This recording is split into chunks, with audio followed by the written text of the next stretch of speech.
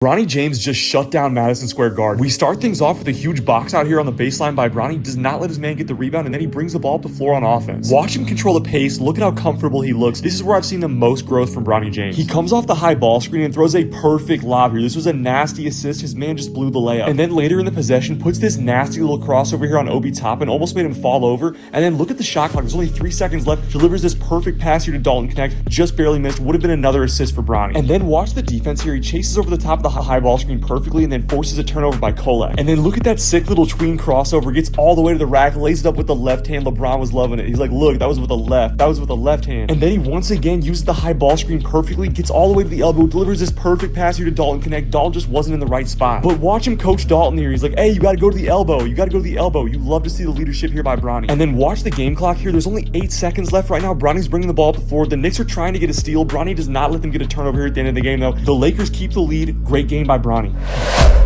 I am pleading with LeBron James as a father.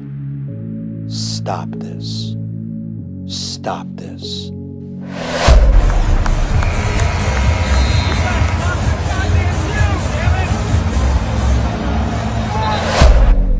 Right now, Bronny James is averaging 0.3 points, 0.3 assists, and 0.4 rebounds. We all know that Bronny James is in the NBA because of his dad. Yo, what it is, people? We is back. Another day on Keep It G News. And we got to address this LeBron James, Stephen A. Smith conversation once again, y'all. Because Stephen A. Smith won't let it go. He won't let it go, y'all. And those videos you just watched was from an Instagram page called Bronny Stan. Y'all need to check that page out. If you're a Bronny fan, even if you ain't a Bronny fan, his commentary on Bronny is top notch. And it catches me every time because I think he's like a legitimate sports page, but he really is. It's just when it comes down to Bronny, I don't know what his infatuation with Bronny is, but it is hilarious to me. So make sure y'all check that page out. And the last video you watched was Stephen A. Smith and some of the things that he had to say about Bronny that started this whole situation. And you seen the aftermath.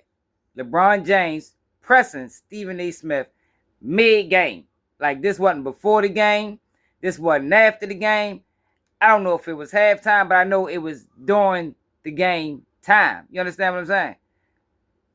LeBron James was so upset over Stephen A. Smith that he decided to press him mid-game.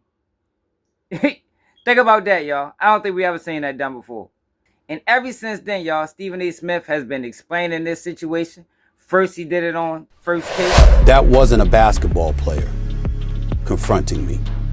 That was a parent. That was a father. Then y'all know on First Take, he can't really say too much because FCC airwaves or whatever airwaves it is. So he took it to YouTube and took it to his own show, and he had a little bit more to say about it. He approached me during the game and he said, stop effing with my son. That's my effing son. Stop effing with my son. I said, what? Nah, man, straight up, man to man. Real talk. Stop effing with my son. And I saw how furious he was. And I said, we can talk about it later. Nah, F that. Stop effing with my son. That's my son. I said, all right, dog. Fine. And he walked away. But with all that being said, Stephen A. Smith wasn't done. And I've been on record and I told y'all, I agree with Stephen A. Smith. This might be the only time you might ever hear me say this. Stephen A. Smith basically called LeBron James out because Bronny ain't ready. And he's forcing him in the game. Now, I believe that can kill that kid's confidence. It can. And what Stephen A. Smith did in the clips in the beginning, when this whole situation started, is he basically begged LeBron James to stop it. You're hurting your son.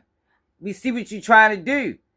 You putting everybody in a messed up situation because don't nobody really want to talk about it because who LeBron James is and what he means to the league. But enough is enough. And I don't blame him.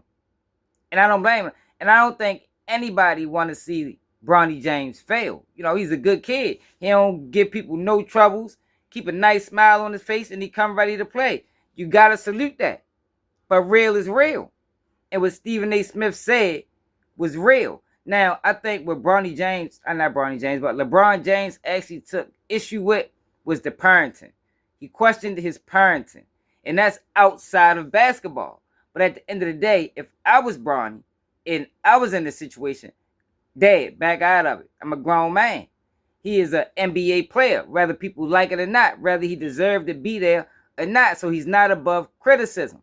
But then at the same time, y'all, we talking about somebody that was drafted, second round? And he's getting a lot of coverage, and he don't deserve it because what second round player, how often, I ain't gonna say what, because Nick Van Exel was second round, but how often do a second round player receive this much attention? But for what I understand, I think Bronny, when it comes down to jersey sales, is up there, if not number one. But I told y'all, Stephen A. Smith was not finished addressing this situation, so he took the conversation over there to Gilbert Arenas in his podcast, and he had even more to say.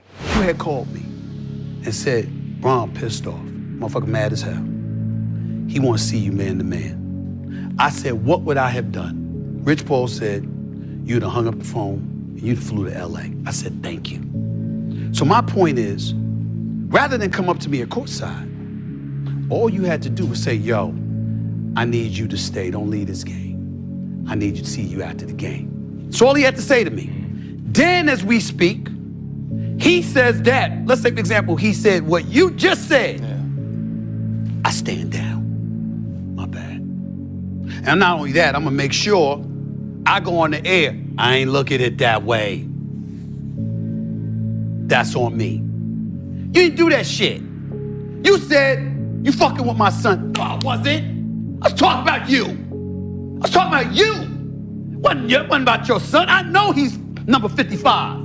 I know he got work to do. Woo. I believe that he got potential. Yeah. I believe that he got the potential to go pro. I truly believe that. It's gonna be tough, but I think he can pull it off. And by the way, I'm rooting for him. I ain't rooting against nobody. But I was talking about your ass.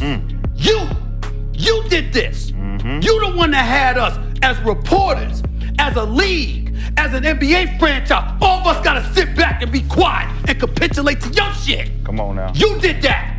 And so when I see people talking, and I'm like, oh my God, can somebody? I mean, I know I got a show, and I know I got my podcast, but I'm like, goddamn, y'all, I'm fair. I don't give a fuck who it is. It's you, it's you, it's you. It don't matter who it is. Damn it, I'm just meeting you. If somebody unfair to you, I'm gonna be like, that's not fair. That's not fair. But when it come to me, everybody get crickets. That motherfucker Stephen A. on his own. That, respectfully, excuse my language, that's fucked up. I'm on my own. When number one, we know I'm right. Number two, we know the perspective that I'm coming from is real and it's authentic. Number three, he set this up. Number four, all you had to do was tell me. Listen, Kenya told me, you keep talking about, I'm bringing this up for all fun. He talked about how he approached me in Puerto Rico. I swear to God, I don't remember.